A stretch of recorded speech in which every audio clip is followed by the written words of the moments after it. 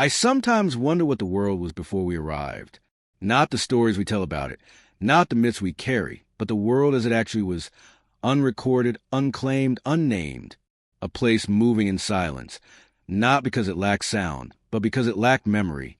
No eyes to hold what was seen, no language to pass it forward, no story to hold the shape of time. Only rivers carving valleys that no one marked on maps, winds shifting deserts that no one named, storms rising and breaking without witness. It is difficult to imagine because we are creatures of meaning. We cannot see without attaching thought. We cannot listen without translating sound into significance. Yet once, for millions of years, the earth existed without that translation. Seasons changed, mountains rose, oceans boiled and cooled, but there was no one to write it down, no one to call it beautiful, no one to call it terrifying. Just survival, played out again and again in endless silence. The silence before us was not peaceful. It was a silence heavy with force. Volcanic fire cracked open the ground. Ash darkened skies for centuries at a time. Lightning split the heavens, striking barren plains where no one counted the flashes. Ice advanced and retreated in cycles so vast that they carried entire landscapes into disappearance. There were beginnings and endings, but no one to know they had happened. That is the part that stays with me. How much of existence lived and vanished with no witness, no echo? If we measure our lives by recognition, then what of a world where nothing was recognized? No triumph, no loss, no miracle, no tragedy. Just motion, the steady, brutal rhythm of forces far greater than we could comprehend. Imagine rain falling on rock for thousands of years, carving out canyons with patience beyond imagination. Imagine winds carrying sand from one horizon to another, shaping dunes that stood and fell without anyone to stand before them. That was the earth then, not silent in sound, but silent in meaning. And yet, in that silence, survival took root. Not human survival, not even animal survival as we know it, but the earliest chemistry of endurance. Molecules forming and breaking, clashing in dark oceans, clinging to vents of heat at the bottom of the sea. Life, not yet as we understand it, but life in its most fragile, unsteady form, beginning to test itself against impossible odds. Nothing about it was inevitable. Nothing about it was planned. It was simply the collision of matter and time, shaping the first whisper of what one day will become us. There is humility in remembering this, that our story did not begin with crowns, or with cities, or even with language. It began in silence and obscurity, in a world that did not notice us. When I think of that, I feel the weight of how much we owe to what came before, to the rivers that cut their paths long before our footsteps followed, to the storms that shaped the land we now call home, to the silence that held space for us until we were able to arrive. Sometimes I imagine standing on the edge of that time, looking out across plains where nothing of us existed. No tools, no fire, no words. Only raw landscape, stretching without end, under skies that move without witness. What would I feel? Fear, perhaps. Loneliness, certainly. But also a strange kind of clarity. A recognition that the earth never needed us to keep moving. That survival was older than we were, and far less dependent on our presence. Do you ever think about it? Someone once asked me what it was like before we were here. I remember pausing before answering. Yes, I said quietly. And it makes me realize how much noise we carry, how much we fill the silence with ourselves. That conversation stayed with me because it reminded me of what this silence means. It was not absence. It was foundation, a stage being prepared, slowly, brutally, without care for who might step onto it. We often believe the world belongs to us, but in truth, we belong to a world that moved long before us. The silence before us was not empty. It was full of everything needed to create what would come. The shifting of continents, the chemistry of oceans, the weight of gravity pulling matter into new shapes. From that silence came the chance for life to exist. And from that silence, after uncounted ages, came the fragile line that would lead to us. When I think of it now, I do not think of it as distant. I think of it as the beginning of every breath we take. Because whether we remember it or not, we are built from it. The silence is in us, written into ourselves, carved into the bones of our being. It waits behind every word we speak, every story we tell, every meaning we attach to the world. This is where we must begin, not with the noise of civilization, not with the weight of history, but with the silence that preceded us. A silence that reminds us that survival is not guaranteed, that meaning is not given, that everything we call ours once did not exist. And from that silence, we begin to listen.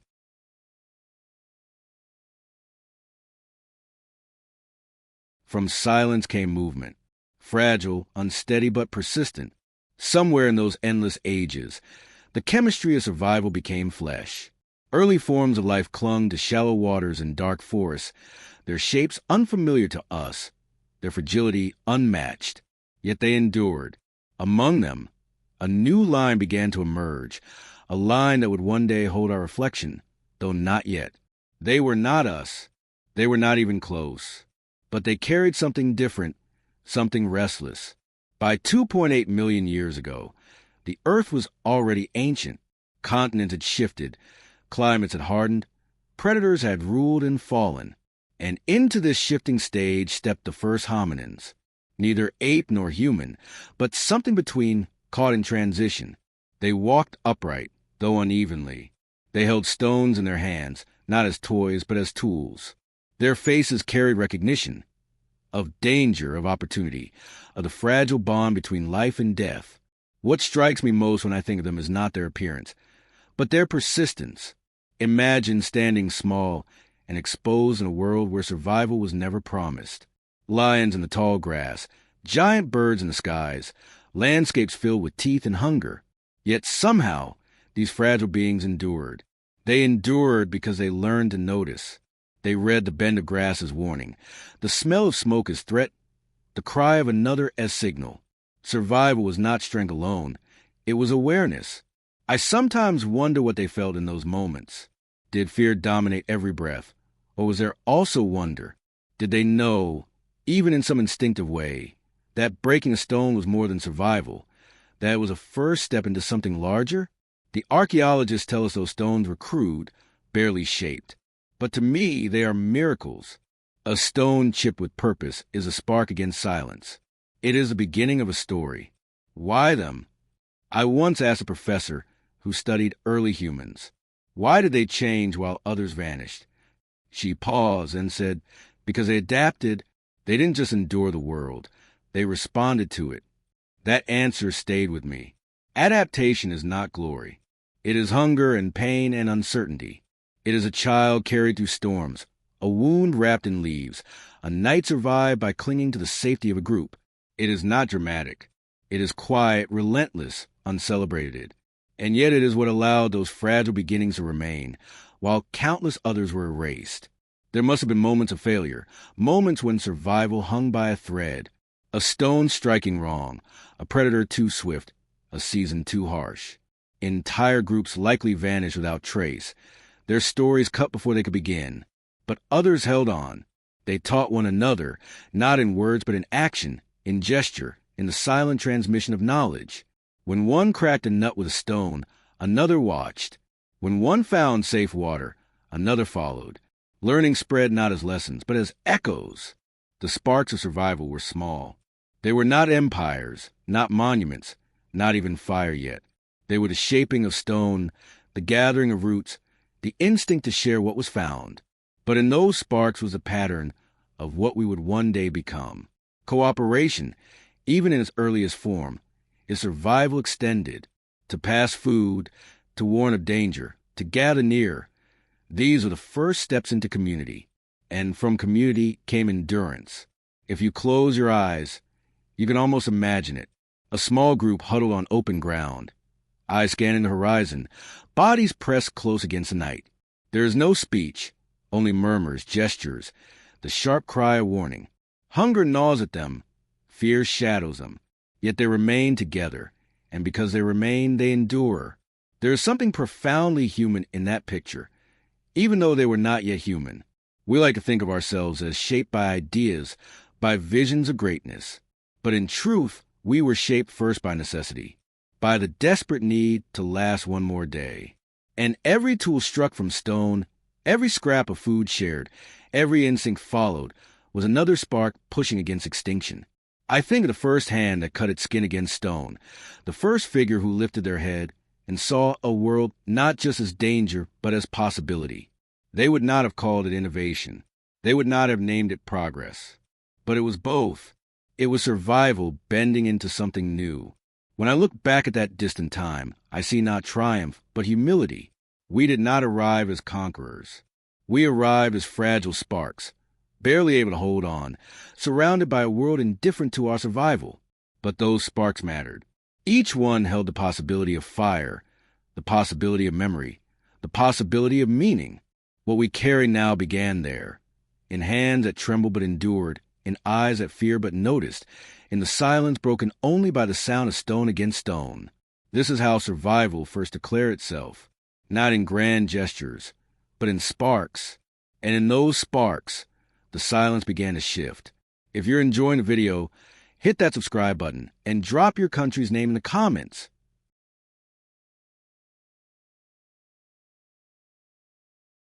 If survival began with sparks of stone, it was fire that carried those sparks forward. Not the fire we control today with switches and stoves, but fire as a living force, unpredictable, dangerous, and yet magnetic. To early hominins, it was both terror and salvation. Lightning struck dry grass and lit the horizon. Forests burned with violence, and flames consumed without mercy. But for those who dared to come closer, for those who learned not only to fear, but to borrow its power, fire became the heartbeat of community. By 2.8 million years ago, survival was still fragile. Tools were crude, language had not yet formed, and predators roamed in every shadow. But small groups began to gather around the edges of fire. They did not yet know how to create it, not fully, but they learned to carry embers, to keep flames alive through the night. In fire's glow, the world changed. Darkness retreated. Predators kept their distance. And in that trembling circle of light, fear softened just enough for belonging to take root. I imagine the first night they gathered there. Bodies pressed close, eyes wide not just with fear, but with wonder. Flames danced against their faces. Shadows moved like spirits on the walls of stone. No one spoke, for there were no words. But there was silence of a different kind now. Not the silence of emptiness, but the silence of presence. A shared quiet bound by light and warmth. Stay close. One must have gestured, hand tightening around another's arm. That simple act, staying close, was a revolution. For the first time, survival was not only an individual effort, it became collective.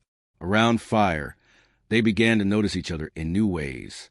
The injured were not abandoned as quickly. The young were watched over through the night. The elders, those who remembered where water could be found or which plants brought sickness, became sources of guidance. Fire did not just protect, it gathered. Fear still lived in every breath.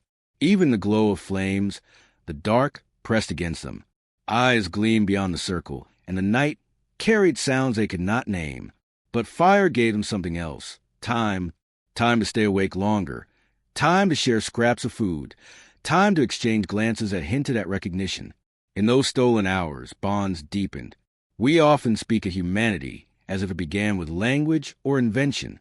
But perhaps it began there, in those circles of firelight, when individuals became more than scattered survivors.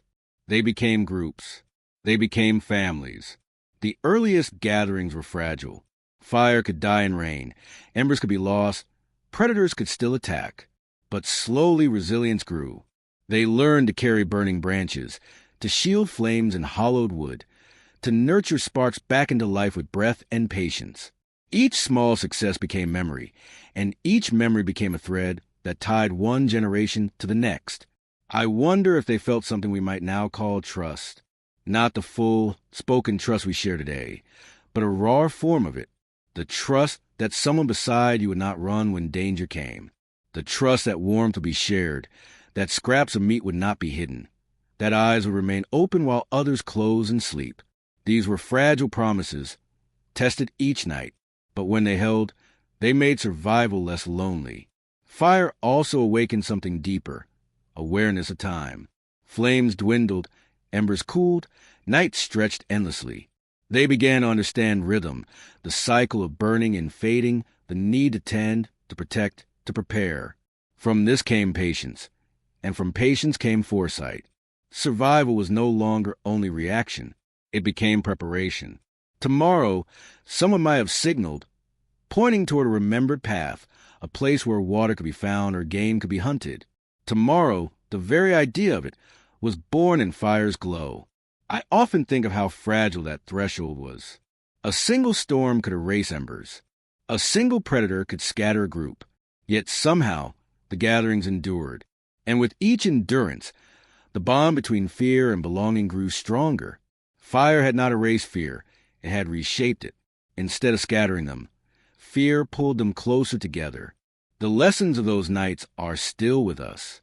We still gather around light when darkness feels too heavy. We still share stories, meals, and silence in circles that echo those first ones. The difference is that we now call it culture, community, civilization. But beneath the names, it is the same impulse to sit together against the unknown, to find safety in presence. When archaeologists find blackened stones and charred bones, they call them evidence. But I see more than that. I see the first unspoken gestures of belonging. I see the beginning of memory. Firelight made shadows dance on cave walls, and perhaps those shadows stirred imagination. Perhaps they hinted that there was more to life than survival, that even in fear there could be meaning. It is easy to underestimate how profound this was. Without fire, there was no time to reflect, no space to gather, no reason to remain together after the sun fell. Fire gave us nights, and with nights, it gave us the beginnings of story. So when I think of those early humans, I do not picture them as isolated survivors.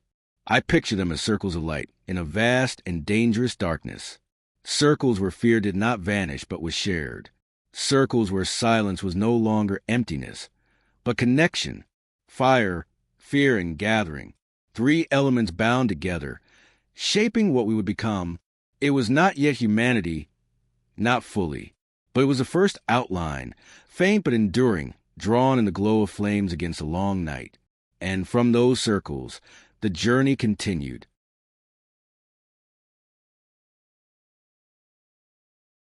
Around the fire, survival became possible.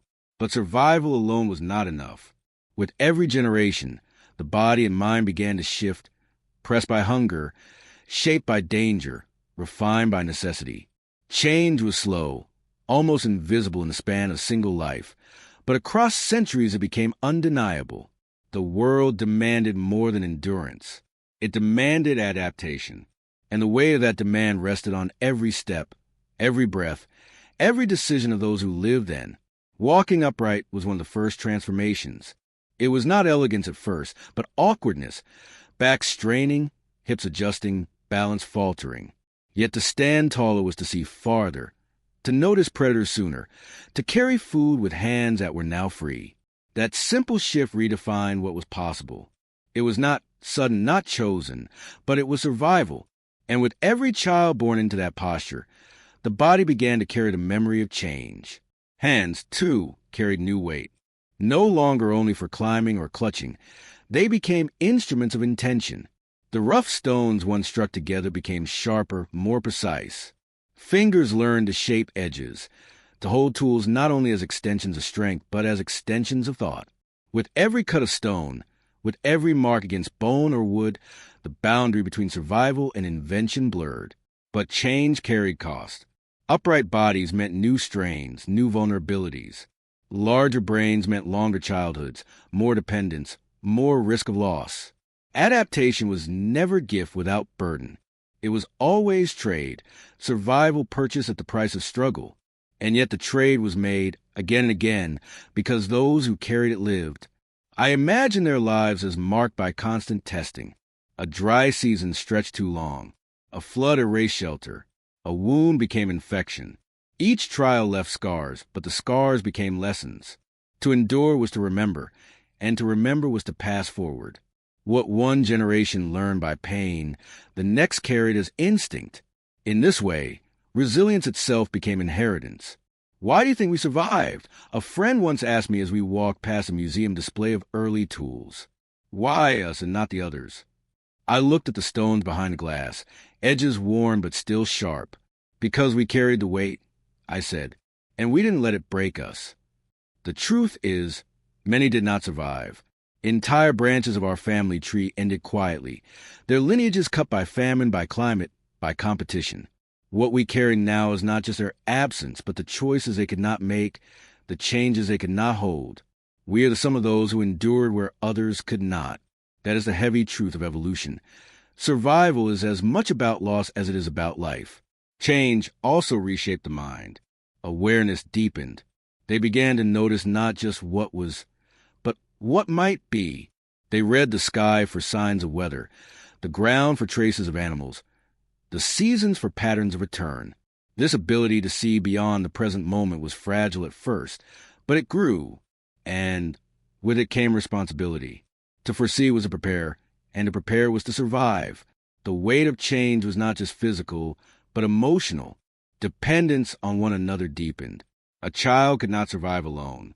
An injured hunter could not recover without others. Bonds became lifelines, and with those bonds came grief. For need one another was to lose one another. Death was no longer just disappearance. It was absence felt. Perhaps it was then, in those quiet griefs, that the first shadows of meaning began to stir. I think often about those first losses. A child carried but not waking. A mother silent in the night. A body left behind when the group had to move. Did they look back? Did they feel something beyond fear? Something we might now call sorrow? It seems likely. For in order to hold on to one another, they had to notice what was gone. And noticing is the root of memory. Change was also marked in the landscapes they moved through. As ice advanced and retreated, as forests gave way to open plains, they followed. Each new place demanded something different. Tools sharper, bodies stronger, minds more alert. With each demand, they changed. Slowly, painfully, but undeniably. The earth itself was a teacher, and every generation was its reluctant student. The weight of change is never gentle. It presses, it demands, it punishes. But in that pressure, resilience was carved. To live was not to be the strongest or the fastest, but the most able to bend without breaking. That lesson has never left us. It is still with us in every adjustment we make, every hardship we face. It is written in our very design. Adapt or vanish, the earth seemed to say. And so they adapted. When I picture them, I see figures moving slowly across a wide plain, tools in their hands, children on their hips. They do not look heroic. They look tired, weathered, tested. But in their exhaustion lies something immense. The quiet determination to keep going, even when everything pushes back. That determination is our inheritance. We like to believe our progress was destined, but it was not. It was carried on the backs of those who bore the weight of change without choice. Their resilience became our foundation. Their endurance became our possibility. The silence was already shifting. With each change, the outline of humanity grew sharper. Not yet complete, not yet clear, but visible enough to suggest what was coming. The weight of change was heavy, but it was shaping more than survival. It was shaping identity. And in that shaping, the journey pressed forward.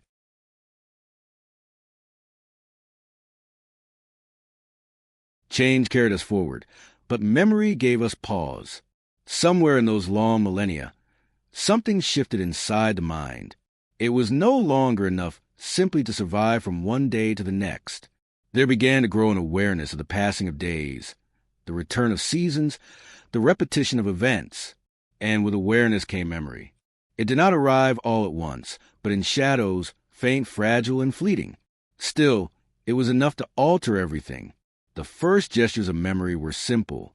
Scratches on stone, marks on bone, faint carvings that may not have been language but were more than accident.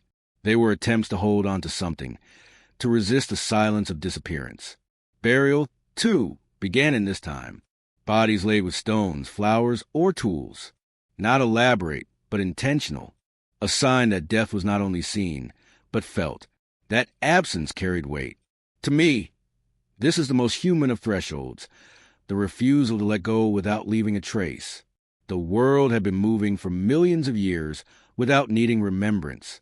But With us, something resisted forgetting. Even before names or words, there was the impulse to mark, to carry, to pass forward. I once stood in a small museum, looking at a stone carved with faint lines, tens of thousands of years old. Next to me, a child tugged at her mother's hand and asked, "What does it mean?" The mother hesitated. "No one knows," she whispered. That answer has stayed with me, because not knowing is the point. The mark was not for us. It was for them. It was their attempt to remember, to anchor themselves in a world that shifted too quickly, too brutally. Even if the meaning is lost to us, the impulse is familiar. We too scratch words into diaries, carve names into wood, place flowers where someone is gone. The shadows of memory have never left us. Grief deepened memory. To live in groups meant to feel the weight of loss. A body left behind was no longer just discarded matter. It was someone, perhaps not in the way we mean it now, but enough to stir something, enough to leave stones over the place where they fell, or to linger a little longer before moving on. In that act, life became more than survival. It became connection stretched beyond presence. Memory also grew from awe. Firelight cast shadows on cave walls, and perhaps those shadows stirred imagination. The movement of stars overhead, the sudden strike of storms, the changing patterns of the land, all became things noticed, remembered, perhaps even feared. Out of awe came the first gestures of explanation, the first attempts to place meaning where none was given. The earth had always been powerful, but now it began to be understood through memory. I sometimes wonder what the first stories sounded like. Not story as we know it, with language and rhythm, but story in gesture, in sound, in imitation.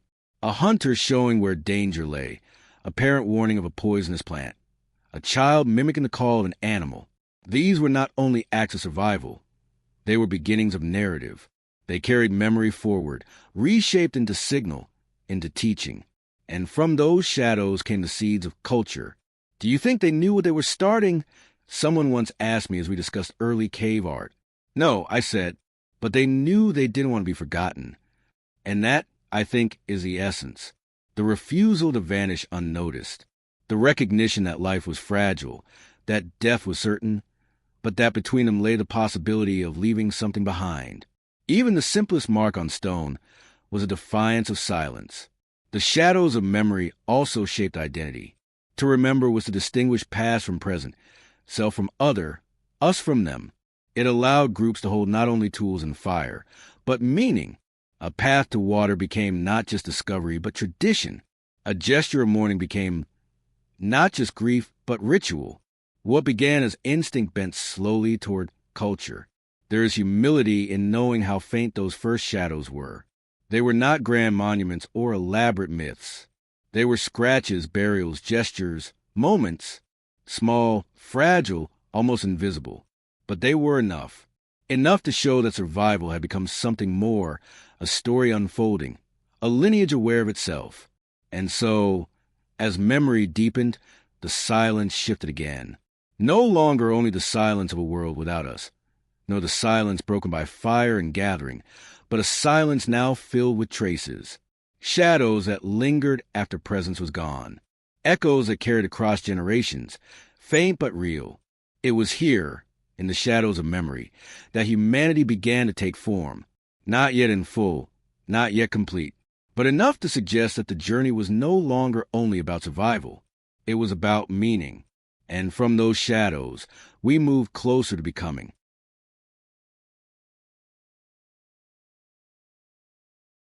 The silence had carried us. Sparks of survival had lit the way. Fire had gathered us. Change had reshaped us. Memory had deepened us. And yet, even here, 2.8 million years ago, we were not fully human. We stood at the threshold, shadows of what we would one day become, outlines not yet filled in. It was not humanity yet, but it was the path toward it. What existed then was fragile. Small groups scattered across plains, carrying tools sharper than before, gathering food with greater care, marking time by stars and seasons they could not name.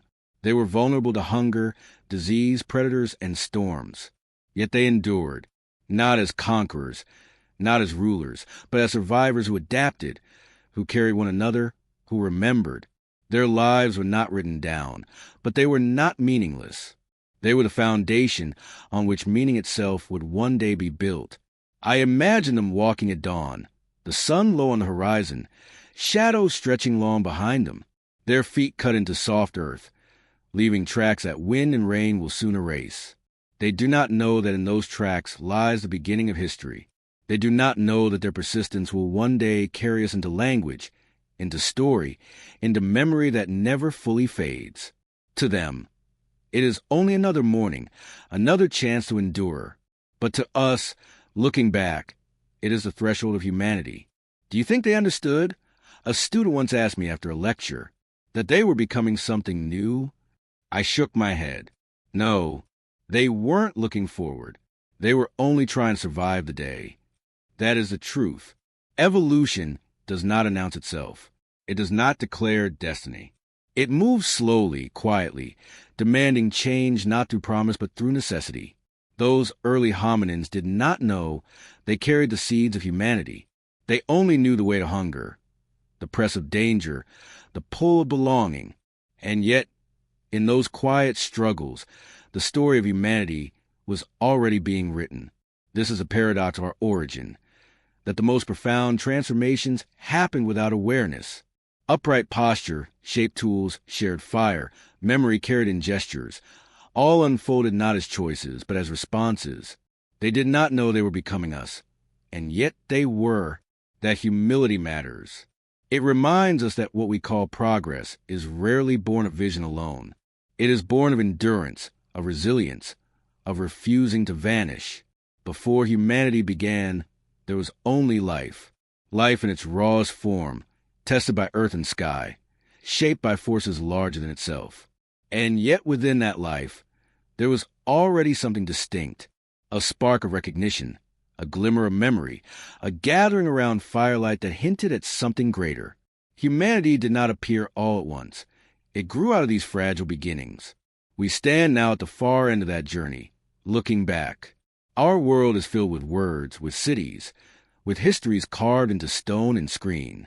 We believe ourselves far removed from those first figures on the plains. But the truth is, they are still with us. Every step we take, every bond we hold, every story we tell carries echoes of them. Their endurance is our inheritance. Their resilience is written into our bones. Their silence is the soil from which our voices rose. When I think of life 2.8 million years ago, I do not think of it as distant. I think of it as foundation. Before language, before nation, before gods, before history, there was life. Raw, fragile, and enduring. And in that life was the quiet beginning of everything we are. The silence is still here, beneath the noise of our days. The sparks are still here, in every act of adaptation, every small survival. The fire is still here, in every circle of gathering, every moment of connection. The memory is still here, in every mark we leave, every name we refuse to forget. Before humanity began, there was only this. Life, enduring against impossible odds. And it is enough to remember that everything we call human began not with triumph, but with survival. Thanks for watching. Don't forget to like, subscribe, and comment your country below.